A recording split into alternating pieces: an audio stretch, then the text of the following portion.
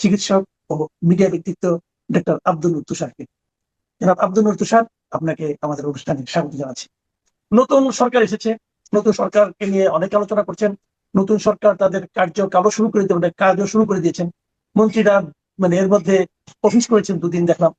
এবং এর মধ্যে দুইজন মন্ত্রী, এরই মধ্যে দুদিনের মধ্যে এই দুজন মন্ত্রী মোটামুটি তাদের বক্তব্য দিয়ে ভাইরালও হয়ে গেছেন। একজন ববি হাজ্জাজ, উনি শিক্ষা প্রতিমন্ত্রী, উনি বলেছেন যে এখন নাকি বিদেশ থেকে লোকজন বাংলাদেশে আসবে পড়াশোনা করার জন্য, অসাধারণ একটা প্রত্যাশা ওনার। আর আরেকজন তো বলেছেন যে চাঁদাবাজি যেটা হয়, সমঝোতার ভিত্তিতে যেটা হয়, সেটাকে চাঁদা বলা যায় না। তো এটা কি আপনার কি পরামর্শ সরকারের প্রতি, যে এদের কি থামাতে হবে নাকি এটাকে আরো জোরে সোরে প্রচার করতে হবে? আমি নতুন সরকারকে বলবো, প্রথমে যেটি করতে হবে, মন্ত্রীরা যাতে আহ আবল তাবল বক্তৃতা বা বক্তব্য না দেন, এই জন্য সকল মন্ত্রী এবং যারা এই দলকে রিপ্রেজেন্ট করবেন মিডিয়াতে, এদেরকে আমি মনে করি একটি প্রশিক্ষণের মধ্যে দিয়ে নিয়ে যাওয়া উচিত। কোন কোন বিষয়ে তারেক রহমানের নির্দিষ্ট প্রতিশ্রুতি আছে এবং তিনি কোন কোন বিষয়ে সবাইকে সতর্ক করেছেন, এই বিষয়গুলি তাদেরকে মনে করিয়ে দিতে হবে। তাদের মুখ ফসকে বের হয়ে যাওয়া যে কোনো কথা কিন্তু দলের জন্য এবং সরকারের জন্য ক্ষতিকর হবে। দ্বিতীয় পরামর্শ হচ্ছে, তাদের উচিত এই যে সকল মন্ত্রীকে বক্তব্য দিতে না দিয়ে প্রতিটি মন্ত্রণালয়ে প্রেস সামলানোর জন্য লোক রাখা। প্রত্যেক মন্ত্রণালয়ে পিআর আছে, কিন্তু পিআর অফিসার আছে, পাবলিক রিলেশনের জায়গা আছে, কিন্তু তারা পাবলিক রিলেশন না করে মন্ত্রীরা টেলিভিশনকে ফেস করেন। মন্ত্রীরা জাতীয় গুরুত্বপূর্ণ বিষয় ছাড়া এবং মন্ত্রীরা তাদের মন্ত্রণালয়ের কর্মসূচি ছাড়া অন্য কোনো ব্যাপারে এই যে এসে টিভির সামনে বসে পড়েন, এটাকে কমিয়ে আনতে হবে। কারণ সেখানে সাংবাদিকরা নানা ধরনের প্রশ্ন করবেন, মন্ত্রী এলাকা নিয়ে প্রশ্ন করবেন, মন্ত্রীর কার্যক্রম নিয়ে প্রশ্ন করবেন, বিভিন্ন কিছু নিয়ে প্রশ্ন করবেন। সব প্রশ্নের উত্তর মন্ত্রীর কাছে রেডি থাকে না।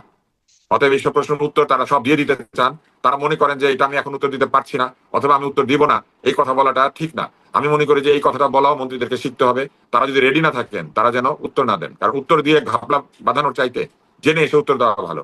আরেকটি বিষয় আমি একটু পরামর্শই দিতে চাই, সেটা হচ্ছে ভালো ভালো ছেলে মেয়েরা আছেন যারা মিডিয়াকে হ্যান্ডেল করতে পারেন, জার্নালিজমে পড়াশোনা করা মানুষ আছেন, বহুদিন মিডিয়াতে কাজ করা লোকজন আছেন। প্রতিটি মন্ত্রণালয়ে মিডিয়া হ্যান্ডেল করার জন্য এরকম ব্যক্তিকে চাকরির ভিত্তিতে নিয়োগ দিতে পারলে, অথবা দলও যদি তাদেরকে একটা নিয়োগ দিয়ে দেয়, মন্ত্রী তো কোটাও আছে, মন্ত্রী চাইলে নিজের কোটায় মানুষ নিয়োগ দিতে পারে টেম্পোরারিলি, চুক্তি ভিত্তিক। আমি মনে করি এই নিয়োগগুলি দেওয়া উচিত।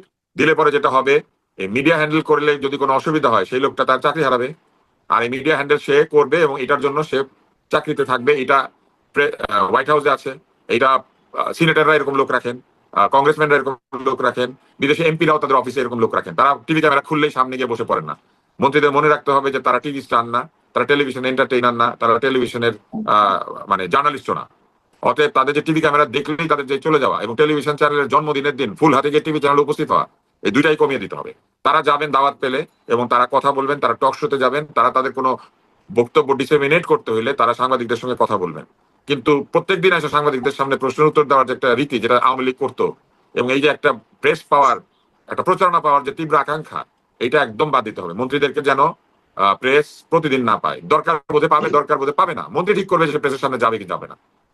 আমি একটা শেষ প্রশ্ন করতে চাচ্ছি, এটা একদম আমাদের পার্সোনাল। আর ববি হাজাজকে নিয়ে আমি একটু বলে দিই আপনাকে, ববি হাজাজের আশাটা আমিও করি। কারণ বাংলাদেশের আশেপাশে মিয়ানমার আছে, নেপাল আছে, ভুটান আছে। নেপাল থেকে কিন্তু প্রচুর ছেলে মেয়ে ডাক্তারি মেডিকেল কলেজগুলি বিদেশিদেরকে মেডিকেলের ছোট ভাই ডাক্তার জাহিদুর রহমান, উনি সরকারের একজন উপদেষ্টা হয়েছেন। এটা নিয়ে নানাজন, কেউ খুশি, কেউ আনন্দিত, কেউ বলছেন যে এখন বোঝা যাচ্ছে উনি কেন সরকারের সঙ্গে, সরকারের বিএনপি দালালি করছেন, এই নানা ধরনের কথাবার্তা। তো ওনার তো একটা পলিসি থাকতেই পারে। তো এই জাহিদুর রহমানের উপদেষ্টা হওয়াটাকে আপনি আসলে কিভাবে মূল্যায়ন করছেন? আমি জাহিদ সাহেবকে বলি, জাহিদ শিক্ষিত, মার্জিত, এবং জাহিদ প্রচুর পড়াশোনা করে, তার বিভিন্ন বিষয়ে তার জানাশোনা আছে। এরকম একজন লোক উপদেষ্টা হলে কোনো অসুবিধা নাই। মানুষের আপত্তিটা হচ্ছে এই জায়গাতে যে সে যেহেতু সমালোচকের জায়গায় ছিল, আলোচকের জায়গায় ছিল, সবাই তাকে এখন বলতে শুরু করেছে সে বিএনপির পক্ষ নিয়েছে, আগে থেকে সে বিএনপির মধ্যে ছিল, এইসব বলার চেষ্টা করছে। যদি সে আগে থেকে বিএনপির সঙ্গে থাকেও, সে কিন্তু রাজনীতি করতো, সে কিন্তু মাহমুদুর রহমান মান্না সাহেবের দলে ছিল। তো সেইখান থেকে সে যদি একটা লক্ষ্য স্থির করে থাকে যে সে ভবিষ্যতে দল বদলাবে অথবা বিএনপিকে সাহায্য করবে, যেটা মাহমুদুর রহমান মান্না সাহেবও করতে চেয়েছিলেন, সেটাতে আমিও কোনো ভুল দেখি না। তৃতীয়ত, আরেকটা জায়গায় মানুষ বলতে পারে যে উনি তো বাইরে অনেক সম্মান পাচ্ছিলেন, উনি কেন দলীয় হয়ে যাবেন? এটা যার যার ব্যক্তিগত ইচ্ছা। কেউ যদি দলীয় হতে চায় সে হতে পারে, সে দলের মধ্যে থেকে বা দলের ভিতরে থেকে সে দলকে ঠিক করার চেষ্টা করতে পারে, অথবা সে কিন্তু দলে যোগ দেয় নাই এখনো, সে উপদেষ্টা। এটা তো প্রধানমন্ত্রীর পছন্দে সে উপদেষ্টা হয়েছে।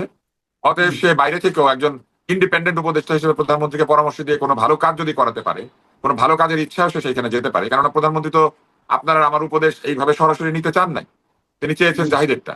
অতএব জাহিদ সুযোগ পেয়েছে, সে যদি এই পরামর্শটা দিতে পারে আমাদের জন্য ভালো। আমরা জাহিদকে বলতে পারি যে এই জিনিসগুলি আপনি দেখতে পারেন, জাহিদ, যে এই জিনিসগুলো যদি প্রধানমন্ত্রীকে বলতে পারেন, তো এটা আমি মনে করি না কোনো নেগেটিভ কিছু। তবে আমি সবসময় ভাবি যে মানুষ যখন এরকম জায়গাতে চলে যায় তখন দলের চাপে, তার সতীর্থদের চাপে নানান ভাবে ধীরে ধীরে দলীয় হয়ে ওঠে।